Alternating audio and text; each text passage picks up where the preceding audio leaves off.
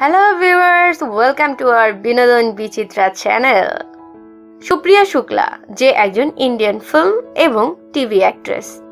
এই আদাকারা TV serial কুমকুম ভাগ্যের মাধ্যমে তার একটি আলাদা পরিচয় ক্রিয়েট করেছেন। আর এই সিরিয়ালটির মাধ্যমে তিনি তার ফ্যান্সদের আরও কাছাকাছি যাওয়ার সুযোগ পেয়ে যান। এখন অবধি সুপ্রিয়া ডজন খানেক টিভি শোজ আর ফিল্মে কাজ করেছেন।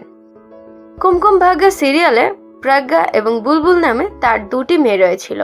এখন মজার বিষয় হলো রিয়েল লাইফেও তার দুটি মেয়ে রয়েছে। ভিউয়ার্স, কুমকুম ভাগ্য সিরিয়ালটি আপনাদের কাছে কেমন লেগেছিল? যদি ভালো লেগে থাকে এক্ষুনি লাইক করে দিন আমাদের ভিডিওটিকে।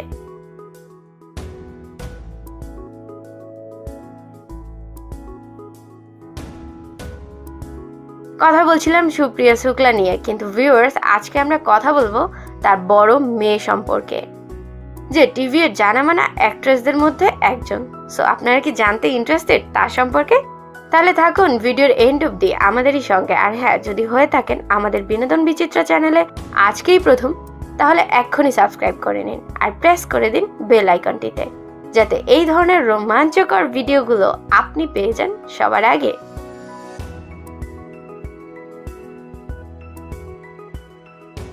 ইয়েস, আমরা কথা বলছি ঝানাক শুক্লা সম্পর্কে, যাকে আপনারা অ্যাজ আ চাইল্ড অ্যাক্ট্রেস অনেকবার দেখেছেন। কারিশমাতে কারিশমা এবং সোমপারিয়ের মতো টিভি শোসে তিনি কাজ করেছেন।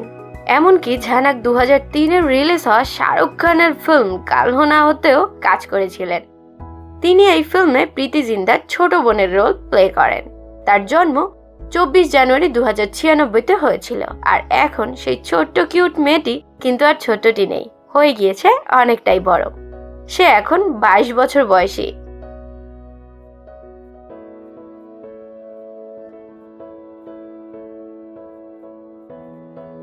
তারপরও ঝানা কিন্তু সোশ্যাল মিডিয়াতে অনেকটাই অ্যাক্টিভ থাকেন আর ইনস্টাগ্রামে প্রায় তার পিকচার আপলোড করেন।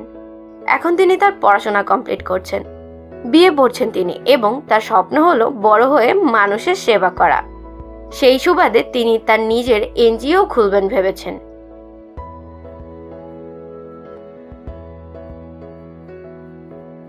সো আপনাদের কাছে সুপ্রিয়া শুক্লার বড় মেয়ে ঝানাক শুক্লাকে কেমন লাগলো আমাদেরকে কমেন্ট বক্সে কমেন্ট করে অবশ্যই জানান।